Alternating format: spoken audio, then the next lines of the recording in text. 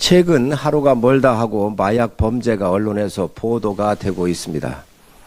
과거처럼 특정 계층이 은밀한 경로를 통해 마약을 구입하는 것이 아니라 SNS 등 손쉬운 경로를 이용하여 10대에서부터 연령을 가리지 않고 마약을 손쉽게 구할 수 있는 지경에 이르렀습니다.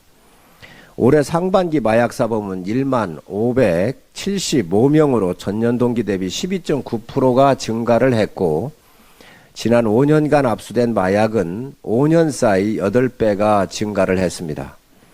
모든 하수 처리장에서 필로폰 등 마약 성분이 검출되고 있습니다. 필로폰 등 마약, 이제 대한민국은 더 이상 마약 청정국이 아닙니다. 학생, 주부 등 평범한 국민들이 마약 운반책이 되고 있습니다. 외국인을 통한 마약 유통도 심각한 수준에 이르고 있습니다. 마약의 종류, 마약의 유통 경로 등이 나날이 정교해지고 있어 마약류 관리에 대한 국가적 차원과 대응이 반드시 필요한 시점입니다. 마약은 담배와 술과는 차원이 다른 심각한 중독성을 가지고 있습니다.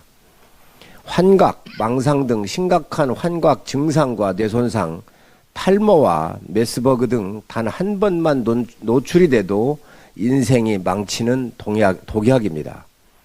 애초에 마약류가 국민의 일상 속에 받아들이지 못하도록 원천 차단해야 합니다. 의료용 마약류는 반드시 필요한 상황이지만 철저한 관리 하에 사용될 수 있도록 해야 합니다.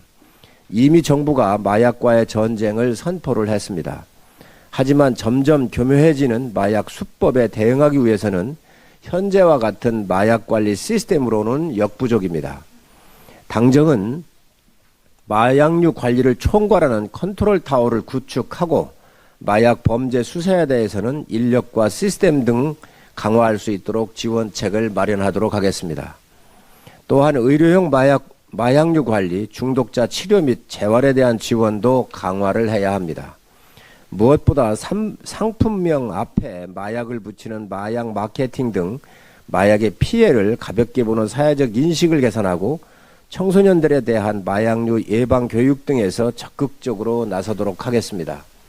당과 정부는 모든 역량을 총동원하여 마약을 국민의 일상에서 완전히 퇴출시키고 마약 청정국의 지위를 되찾을 수 있도록 다각적인 대책을 마련해서 국민들에게 말씀드릴 수 있도록 준비하겠습니다. 그럼 PT 보고는 김희중 경찰청 행정국장님이 하시겠습니다. 안녕하십니까. 경찰청 형사국장 김희중입니다. 지금부터 마약류 범죄 동향 및 대응을 보고드리겠습니다. 보고 순서는 마약류 정의 및 종류부터 마약류 범죄에 대한 경찰의 대응 순으로 보고를 드리겠습니다. 먼저 마약류 정의입니다. 세계보건기구는 마약류를 의존성, 금단 증상, 내성, 사회적 유해성이 있는 약물로 정의를 하고 있습니다. 우리나라는 마약류 관리법에서 마약, 향정신성 의약품, 대마로 분류하고 있으며 총 430종을 마약류로 규제하고 있습니다. 일반적으로 1971년에 체결된 마약류 관련 유엔 협약 이전부터 사용된 마약류를 전통 마약류라고 부릅니다. 양귀비는 아편의 원료가 되는 식물이고 필로폰은 우리나라에서 가장 많이 사용되는 마약류입니다. 신종 마약류는 법적 규제를 피하기 위해 만든 신종 합성 물질로 오남용할 경우 사망까지 이어질 위험성이 높습니다. 엑스터시는 MDMA로도 불리고 클럽을 중심으로 확산되었고 야바는 태국인 노동자 중심으로 사용되고 있습니다. GHB, 일명 물뽕은 게이트 강간 약물로 불립니다. 펜타닐은 현재 미국에서 오남용으로 연간 6만여 명이 사망하는 신종 마약입니다. 펜타닐과 관련된 1분 분량의 영상을 한번 보시겠습니다. 이곳을 운전하기는 무척 어렵습니다. 수시로 도로로 뛰어드는 마약 중독자들 때문. 아까 거기서 정비 아저씨입니다. 마약 판매상은 어디에나 있었습니다. 서너 시간을 버틸 수 있는 마약의 가격은 단지 $5. 심지어 공짜로 나눠주기도 합니다. 이렇게 마약 가격이 싼 이유는 10년 전부터 등장한 합성 마약 펜타닐 때문. 펜타닐은 원래 진통제로 개발된 합성 물질. 단 0.002g의 소량으로도 사람을 죽일 수 있을 만큼 강력합니다. 작년 한 경찰은 단속 현장에서 펜타닐에 잠깐 노출됐을 뿐인데도 의식을 잃고 중독 치료를 받아야 했습니다. 마약 중독 숫자는 증가 추세. 작년 미국 마약 중독 사망자 수는 2019년 대비 39%나 증가했습니다. 코로나 대유행에 이어 미국을 덮치고 있는 펜타닐 대유행.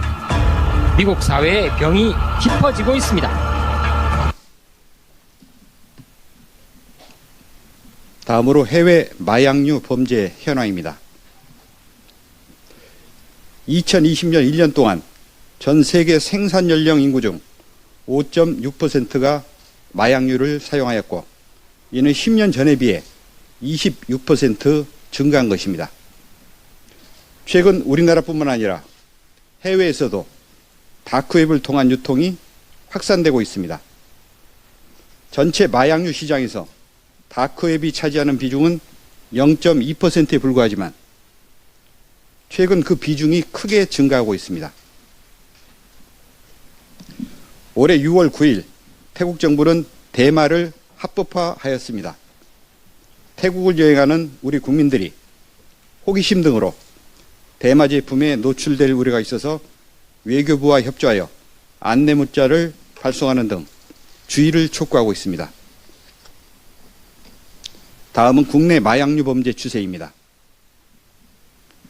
국내 마약류 사범 검거 인원은 꾸준히 증가하는 추세입니다. 올해 8월 현재까지 12,000여 명을 검거하여 작년 동기간 대비 14% 증가했습니다. 또한 올해 8월까지 490kg의 마약류를 압수하여 작년 동기간 대비 60% 증가하였습니다. 최근 마약류 범죄의 특징 중 하나는 젊은 세대로 마약류가 확산되고 있다는 점입니다. 작년에 검거한 10대 마약류 사범은 지난 2017년에 대비하여 3.8배 증가하였고, 올해 역시 8월까지 작년 동기간 대비 12.7% 증가하였습니다. 인터넷을 이용한 마약류 사범은 2018년 대비하여 2021년은 68% 증가하였고, 다크웹을 이용한 사범은 2018년 대비하여 2021년은 880%로 증가했습니다. 외국인 마약류 사범 역시 지속적으로 증가하고 있습니다. 올해 8월까지 검거한 전체 마약류 사범 중 외국인이 12.4%를 차지하고 있습니다.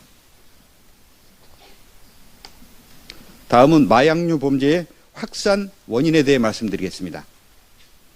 외국에 비해 국내에서는 약 10배 비싼 가격으로 유통되면서 밀반입이 증가하고 있는 것으로 판단됩니다. 특히 다크웹과 해외 직구를 통해 누구나 손쉽게 마약에 접근 가능한 환경이 되었습니다. 또한 가격이 저렴하고 거부감이 적은 의료용 마약류 불법 유통도 증가하고 있습니다.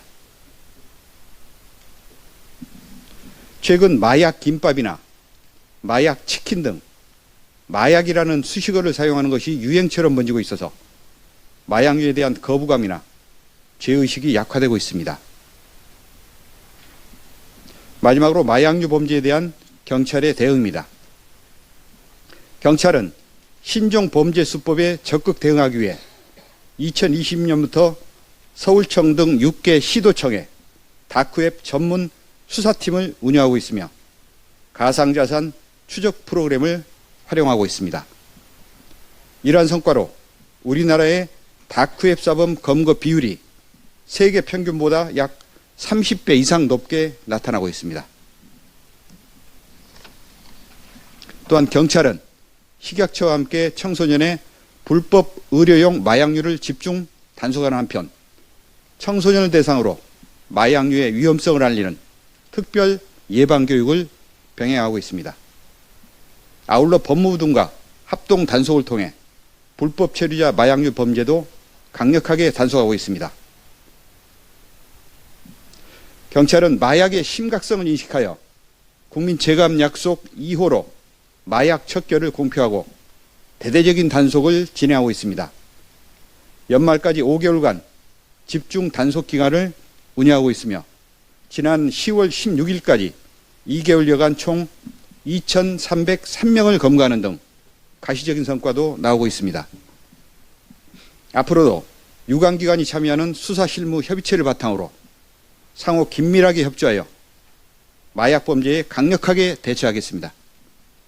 마약은 우리 사회를 좀먹는 암세포입니다. 국민 안전을 위협하는 마약을 반드시 척결하겠습니다. 이상 보고를 마치겠습니다.